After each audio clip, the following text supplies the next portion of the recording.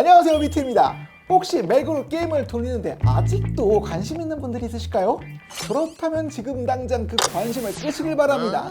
그건 아니고 최근에 맥에서 게임을 돌리는 유저분들에게 중요한 뉴스가 몇 개 나오기도 했고, 무엇보다 마침 우리나라에서 M4 맥북 에어가 출시됐잖아요.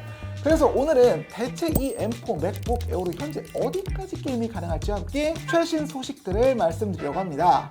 참고로 제가 오늘 시연할 맥북은 가장 베이직한 깡통 모델까지는 아니고 그보다 바로 윗모델 13인치 M4 CPU 10코어의 GPU 10코어 16GB 메모리를 가진 모델입니다. 사실상 게임용이 아니긴 하지만 그래도 구매를 고려하신 분들 중에는 이게 어디까지 게임을 돌릴 수 있을지 궁금하신 분들도 있잖아요. 그래서 그거를 확인한다는 느낌으로 이 영상을 보시면 좋을 것 같아요.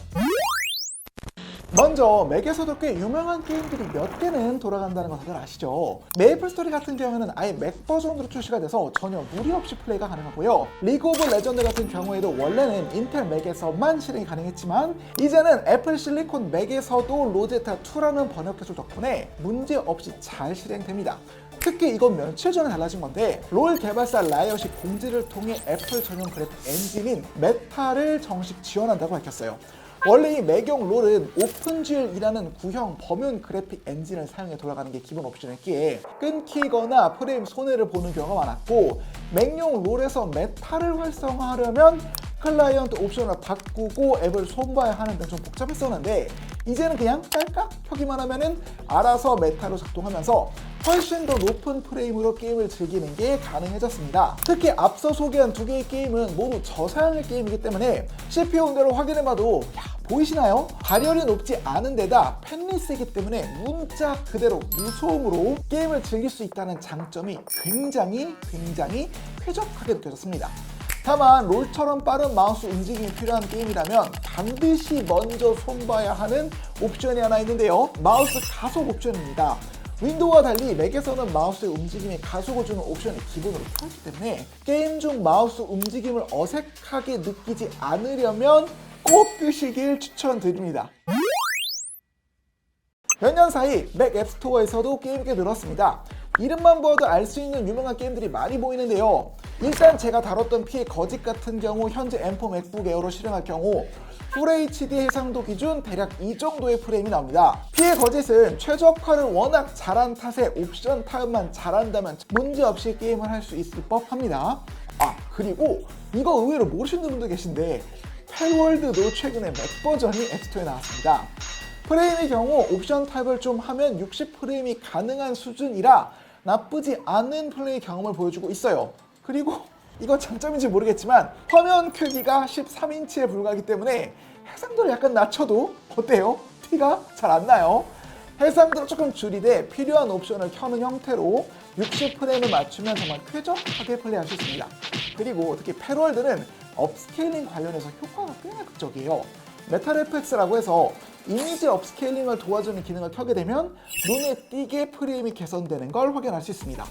또한 이때 발열 해소 능력도 나쁘지가 않아서 1시간이 넘어가도 프레임이 낮아지지 않고 맥북의 외부 온도도 45도로 넘어가지 않는데 펜리스 노트북임을 생각하면 이 정도의 게임 플레이가 가능하다는 게 진짜 굉장히 인상적이라고 할 수 있습니다.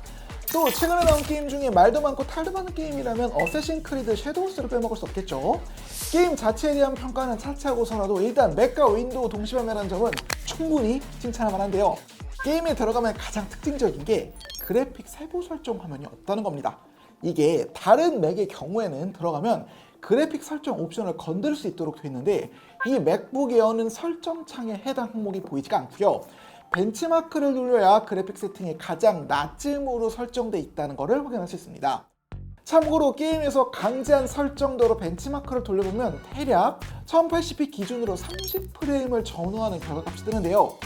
사실 개발사 측에서 사양표를 공개했을 때도 맥의 목표 프레임을 30프레임으로 잡았던 만큼 그 이상의 결과를 얻기는 어려울 것으로 보입니다. 따라서 실제로 플레이를 하신다면 프레임이 아래 위로 튀지 않도록 그냥 30프레임으로 고정하는 방식으로 플레이를 하면 나름대로 원활하게 게임을 즐길 수 있습니다.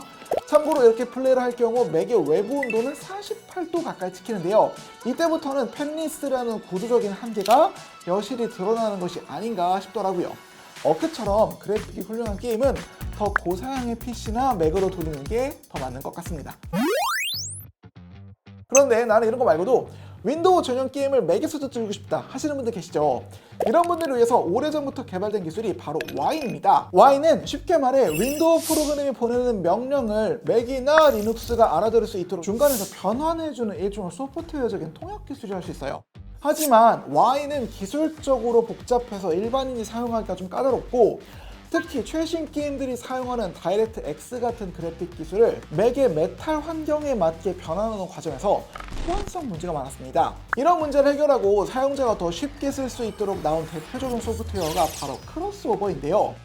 크로스오버는 맥 OS 환경에 맞춘 별도의 최적화 기술을 통해 윈도우 게임을 비교적 안정적으로 실행할 수 있도록 해주는 프로그램이에요.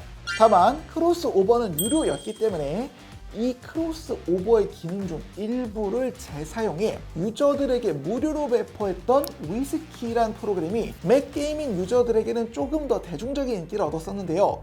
안타깝게도 이 위스키의 개발이 최근 중단된다는 소식이 나왔습니다. 위스키의 개발자는 놀랍게도 학생 신분으로 혼자서 프로그램을 운영해왔지만 개인적으로 시간과 노력의 부담을 느껴 흥미를 잃었고, 무엇보다 별도의 기술적 기여 없이 크로스오버의 개발진이 이미 만들어 놓은 맥 OS용 개선 사항들을 재사용하는 형태로 위스키를 운영하는 것이 장기적으로 보면 와인 프로젝트를 계속 유지하고 발전시키는데 부정적인 영향을 줄 수 있다고 판단했답니다. 그러면서 그는 앞으로 맥 OS에서 와인 기반으로 윈도우 게임을 즐기려면 유료이지만 안정적인 크로스오버를 사용하는 게 좋겠다는 말을 남겼어요.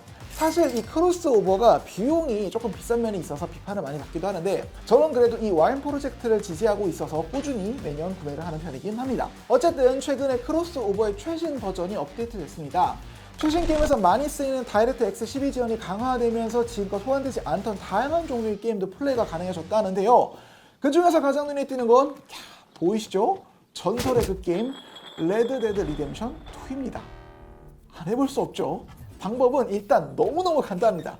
보시다시피 그냥 클릭 몇 번만 하면 알아서 스팀과 필요한 파일이 설치가 되고요. 이 다음부터는 그냥 윈도우와 똑같이 그냥 스팀 라이브러리에서 게임을 깔아서 설치하면 끝납니다. 자, 먼저 사이버펑크 2077부터 테스트를 해볼까요? 이거는 호환성 항목에서 완벽하게 작동함이라 써져 있고, 실제로 작동을 하면 프레임이 좀 아쉽긴 한데 그래도 꽤나 잘 돌아갑니다. 흥미로운 건 여기에 FSR이라고 하는 업스케일링 기술이 먹힌다는 건데요. 이거를 켜고 벤치마크를 돌려보면 실제로 프레임이 더 올라가요. 어쨌든 사이버펑크 2077은 어크처럼 30프레임을 고정을 하면 인게임 플레이가 가능한 수준이고요.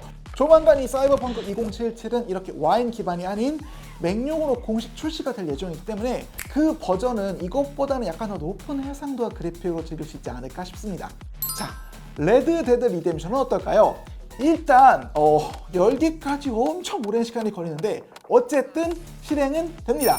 옵션을 전부 최저로 낮추고 벤치마크 실행을 하면 실행은 되는데 프레임이 조금 아쉽죠. 옵션과 해상도를 낮추고 FSR까지 켜니까 그래도 30프레임까지는 방어가 되는 모습을 보여주더라고요.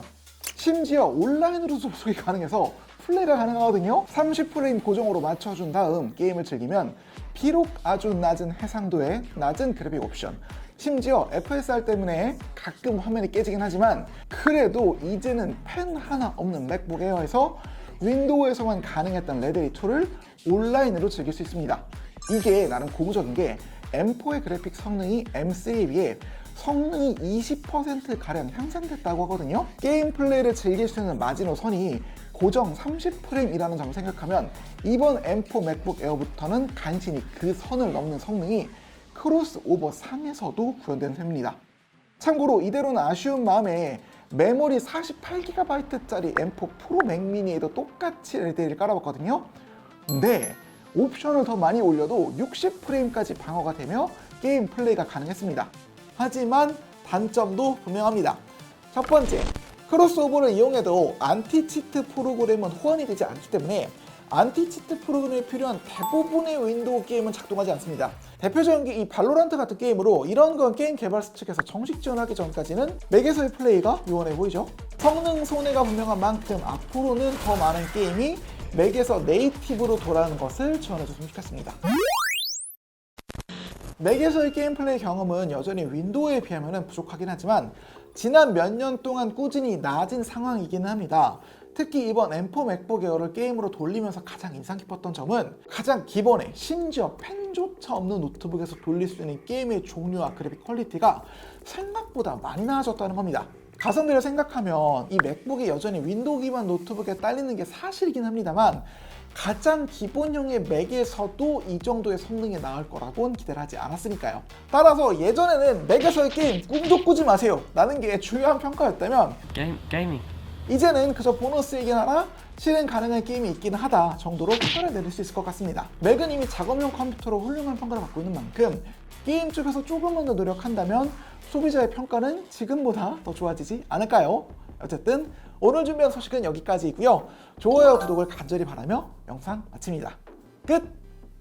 언젠가 안티치트 프로그램이 맥용어로 뭔가 좀 호환되거나 여기에 대해서 좀 돌파구가 생긴다고 하면은 그때부터는 꽤 많은 윈도우 게임들을 맥에서도 실행할 수 있을 거란 생각이 들기는 합니다.